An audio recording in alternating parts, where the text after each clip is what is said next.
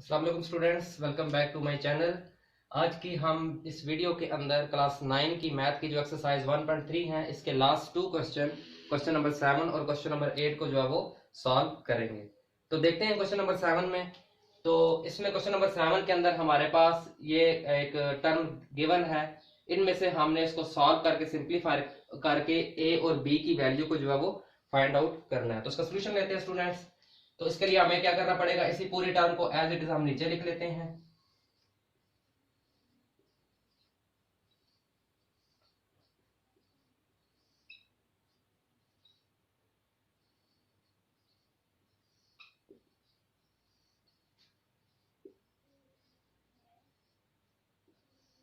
जी students, अब क्या करेंगे, देखें हमारे पास इक्वालिटी का साइन आ रहा है। तो मैंने बोला था जब इक्वालिटी होती है तो एक लेफ्ट हैंड साइड बन जाती है और दूसरी हमारे पास राइट हैंड साइड बन जाती है। तो लेफ्ट हैंड साइड के ऊपर कुछ ऑपरेशन हमें जो है वो होते हुए नजर आ रहे हैं, जबकि राइट हैंड साइड तकरीबन हमारे पास ऑलरेडी जो है वो सिंपल फॉर्म में मौजूद है। तो इसलिए हम क्या करेंगे, पहले लेफ्ट हैंड साइड पे जितने ऑपरेशन हो रहे हैं, पॉसिबल ऑपरेशन हो रहे हैं, उनको हम सॉल्व करके जितना उसको एज सिंप्लीफाई हम कर सकते हैं उसको हम सिंप्लीफाई करेंगे।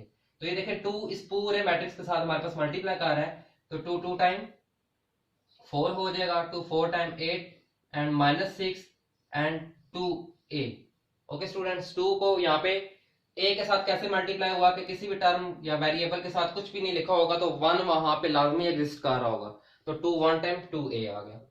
इसी तरीके से स्टूडेंट 3 1 टाइम 3, यहाँ पे कुछ भी नहीं है तो 1 लाजमी b के साथ एग्जिस्ट कर रहा है, तो 3b 24 and -12 is equal to, ये एज इट इज हम साथ उसको लेकर चलेंगे। अब स्टूडेंट्स क्या हो रहा है कि यहाँ पे दो मैट्रिक्स आपस में ऐड हो रहे हैं, हम इनको ऐड करेंगे तो 4 + 3 इस तरीके से हम लिख लें बेशक, तो 8 + 3b। यहाँ पे बताता चलो स्टूडेंट कि इसमें हमारे पास 8 + 3b आ रहा है कि हम नेक्स्ट स्टेप के अंदर इसको इसके साथ ऐड नहीं कर देंगे, क्योंकि यहाँ पे ये बाउंड हो चुका है इस वेरिएबल के साथ। तो जब तक उस वेरिएबल की वैल्यू पुट कर नहीं कर लेंगे, हम उस 3 को उसके साथ मल्टीप्लाई नहीं कर लेंगे, तब तक उसको 8 के साथ हम जो है वो ऐड नहीं कर सकते। इसी तरीके से -6 + 24 एंड 2a। अब यहाँ पे देखें प्लस डबल साइन आ रहा है तो मैं -12 को ब्रैकेट में लिख लेता हूं।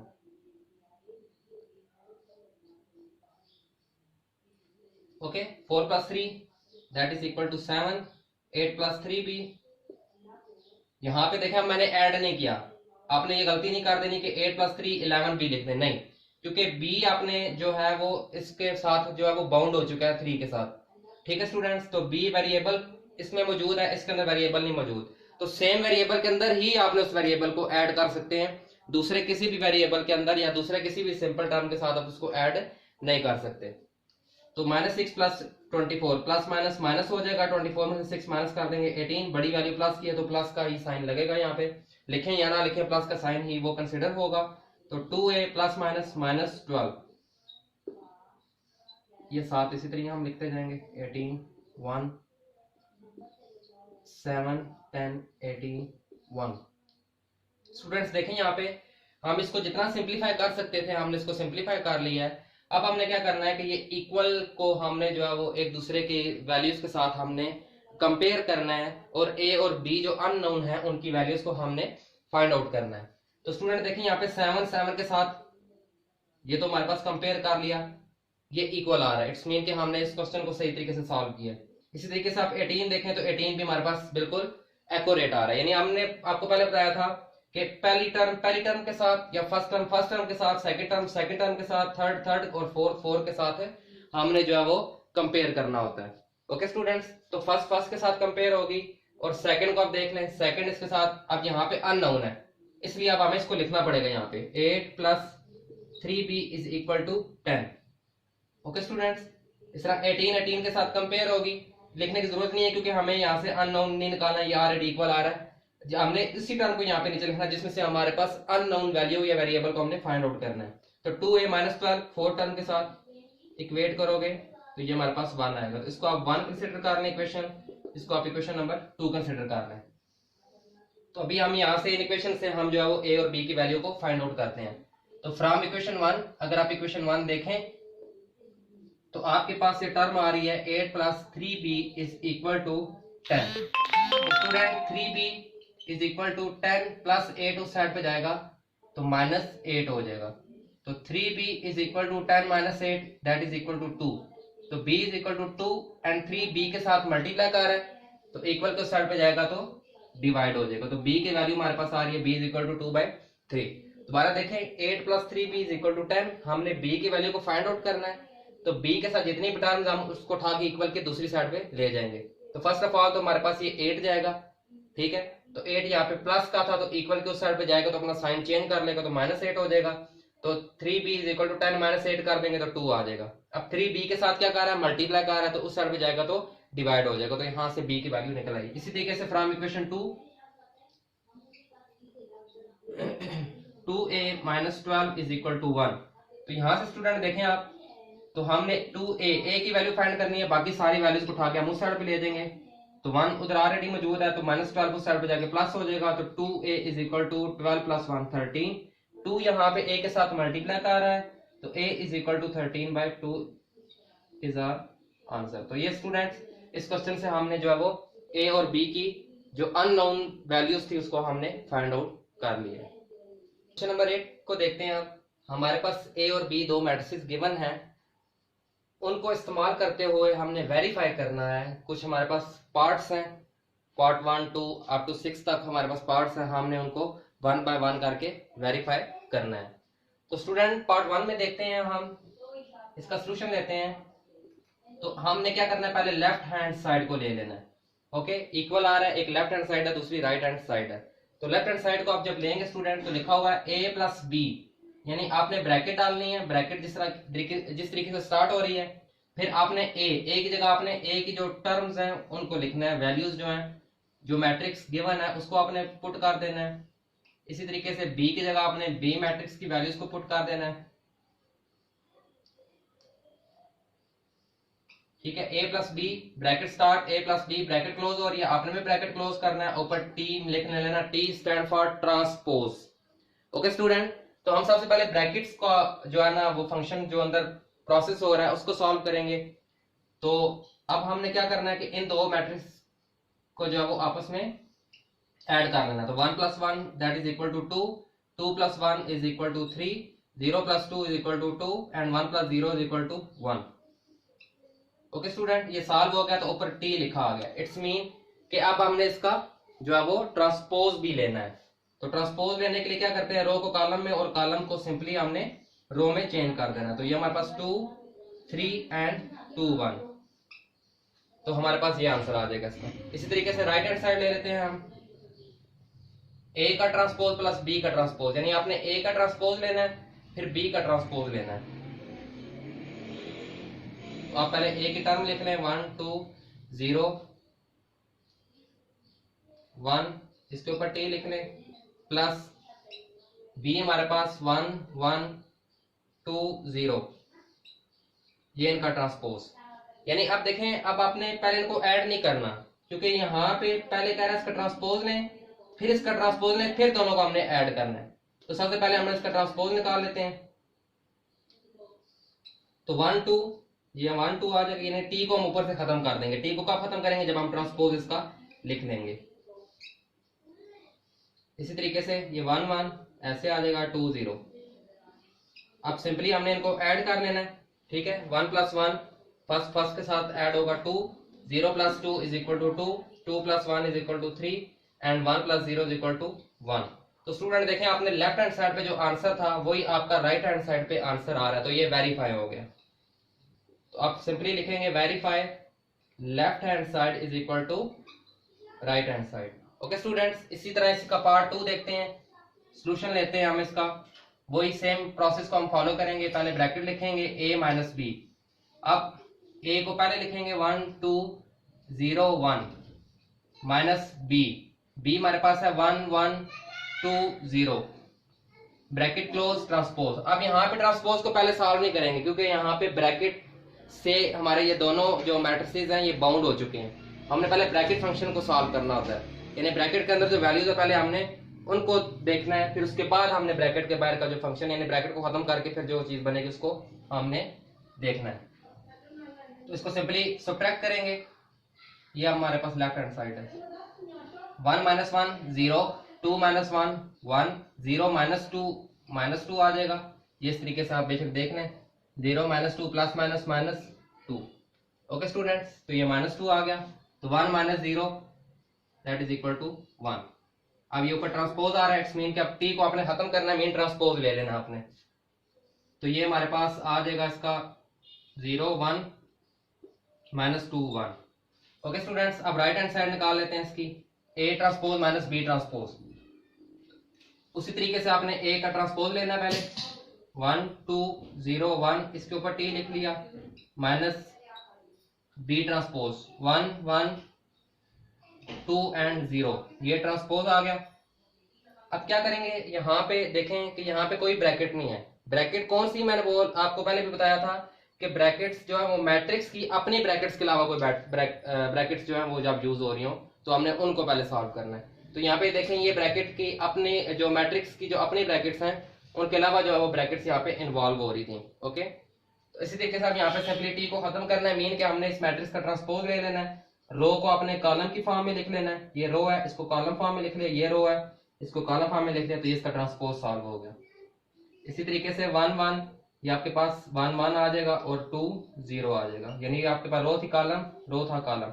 अब इनको सिंपली हम सब्ट्रैक्ट कर देते हैं, तो स्टूडेंट 1 में से 1 माइनस करेंगे तो 0 0 minus 2 again minus 2 2 minus 1 1 and 1 minus 0 1। तो स्टूडेंट आप देखें, ये साइड जो लेफ्ट हैंड साइड थी और राइट हैंड साइड थी, ये दोनों हमारे पास इक्वल आ रही हैं, तो इसलिए हम लिखेंगे verify left hand side is equal to right hand side. Part 5 में देखते हैं, B plus B transpose is symmetric. ठीक है स्टूडेंट, तो सोल्यूशन करते हैं इसका हमने। अच्छा, क्वेश्चन नंबर जो इसका 8 का पार्ट नंबर 3 और 5 ये हमारे पास दोनों सेम है, इसलिए मैं आपको पार्ट नंबर 5 करवा रहा हूँ। 3 बिल्कुल एज इट इज आपने जो है इन स्टेप्स को फॉलो करके खुद से जो है वो सॉल्व कर लेना है। तो B प्लस B ट्रांसपोज पहले हमने निकालना है, तो B हमारे पास क्या आ रहा है, इसको हम लिखेंगे जी 1, ये लेफ्ट हैंड साइड इसमें नहीं है, जस्ट आपने इसको सिंपली सॉल्व करना है। 1 1 2 0, ये B लिख लिया प्लस B ट्रांसपोज, यानी कि अब हमने अगेन B लिख के उसके ऊपर जब हम T डाल देंगे तो इट्स मीन कि हमने B का ट्रांसपोज लिख लिया। तो अब हम इसको सॉल्व करते हैं, तो 1 1 2 0, इसको डायरेक्ट ऐड नहीं करना क्योंकि ये हमारे पास इसका पहले हमने ट्रांसपोज निकालना है। T लिखा हुआ है, ये बाउंड हुआ हुआ, जब तक सिंपल फॉर्म में नहीं आएगा कोई भी मैट्रिक्स आप उसको ऐड या सब्ट्रैक्ट नहीं कर सकते। तो इसको हम पहले T को खत्म करते हैं, जस्ट सिंपली ट्रांसपोज लेते हैं। ये 1 1 हमारे पास रो की फॉर्म में, इसको कॉलम की फॉर्म में लिख लेंगे, ये 2 0 रो की फॉर्म में और ये कॉलम की फॉर्म में, तो ये T इसका जो है वो निकाल लिया हमने, ट्रांसपोज निकाला। अब सिंपली हम इनको ऐड कर लेते हैं, तो 1 plus 1 2 and 1 plus 2 is equal to 3, 2 plus 1 is equal to 3, 0 plus 0 is equal to 0। ठीक है स्टूडेंट, ये हमारे पास आ गया जी A प्लस ये B प्लस B का हमने ट्रांसपोज निकाल लिया। अब कह रहा है इज सिमेट्रिक।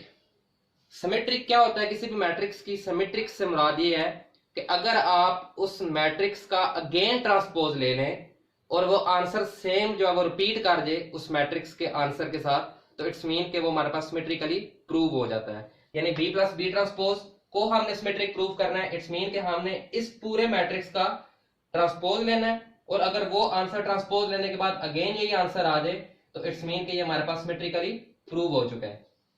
तो अभी हम क्या करते हैं, तो know taking transpose again transpose. ठीक है, तो आपने सिंपली क्या कर लेना है कि इसको पहले लिख लेता हूं, B प्लस B ट्रांसपोज, यानी जो आंसर आएगा, यानी इस मैट्रिक्स का हमने सिमेट्रिक प्रूव करना ना, तो B प्लस B ट्रांसपोज का आपने ट्रांसपोज लेना है, ब्रैकेट डाल के T लिखना है और इसका जो आंसर आया था उसके ऊपर भी आप T डाल लें। ठीक है स्टूडेंट्स, तो ये B प्लस B ट्रांसपोज का ट्रांसपोज, इसमें तो हम कुछ भी नहीं कर सकते। यहाँ पे अब देखते हैं इसका अगेन ट्रांसपोज ले लेते हैं, 2 3 रो को हमने कॉलम में और 3 0 इस कॉलम को हमने रो में लिख लिया।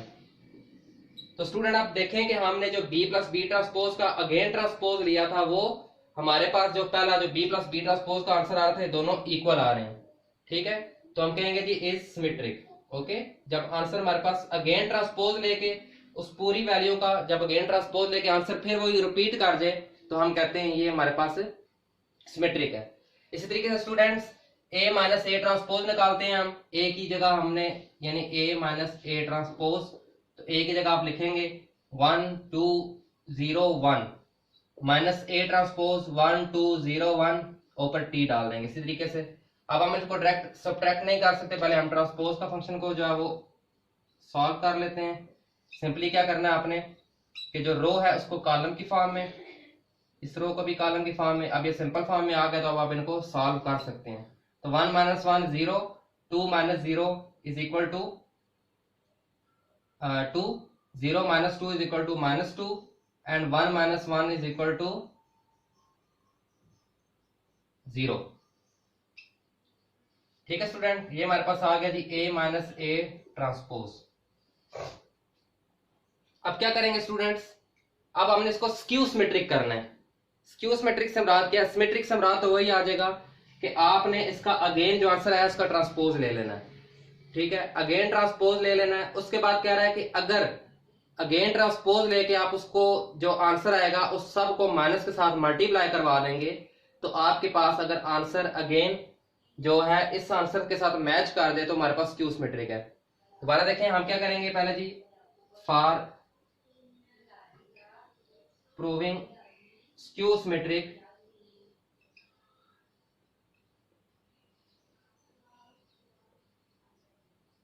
we take transpose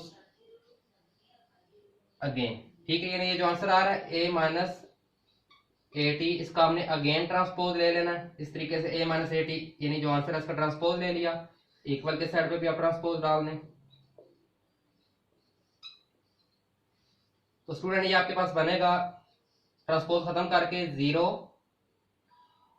रो को कॉलम में और कॉलम को आपने रो में लिखना है, यानी इस रो को इस कॉलम में लिखना है, इस रो को इस कॉलम में। तो स्टूडेंट सिमेट्रिक अब हमने क्या प्रूफ करना है, स्क्यू सिमेट्रिक। स्क्यू सिमेट्रिक से मुराद क्या था, स्क्यू सिमेट्रिक से मुराद ये था कि मैंने आपको कहा था कि आपने बाद में फिर लास्ट में क्या करना है कि अगेन ट्रांसपोज लेने के बाद माइनस के साथ सबको मल्टीप्लाई करवा देना है, यानी सिंपली आपने इसको ऐसे माइनस लिख देना है। ठीक है स्टूडेंट, तो जब आप माइनस ऐसे लिखेंगे तो आपको पता होगा कि ऑलरेडी हमारे पास ये सारी टर्म 0 माइनस टाइम 0 ये आपके पास आएगा, ये +2 हो जाएगा और ये -2 और ये 0, यानी ये टर्म अगेन हमारे पास इस तरीके से बन जाएगी माइनस ए, यानी कि मैंने माइनस से यहाँ पे मल्टीप्लाई किया ना क्योंकि स्क्यू सिमेट्रिक प्रूफ करना था, तो माइनस का साइन आप यहाँ पे डाल लेंगे, तो यहाँ पे भी माइनस का डाल लेंगे।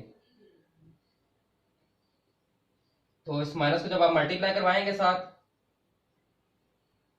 तो ये 0 +2 एंड -2 और 0, तो देखें आंसर हमारे पास रिपीट कर जाता है। यानी कि सिंपली हमने क्या स्क्यू सिमेट्रिक में क्या करना होता है कि जो हमारे पास आंसर आया होगा जिस भी टर्म का उसको हमने अगेन ट्रांसपोज लेके और साथ माइनस के साथ मल्टीप्लाई करवा दें तो वही सेम अगर हमारे पास आंसर आए तो वो हमारे पास स्क्यू सिमेट्रिक होगा। ठीक है स्टूडेंट, तो अगर आप देखें तो ये 0 2 -2 0 0 2 -2 0 हमारे पास इसके इक्वल आ गया है। कब आया कि हमने इसका अगेन ट्रांसपोज भी लिया था और माइनस के साथ मल्टीप्लाई भी किया था।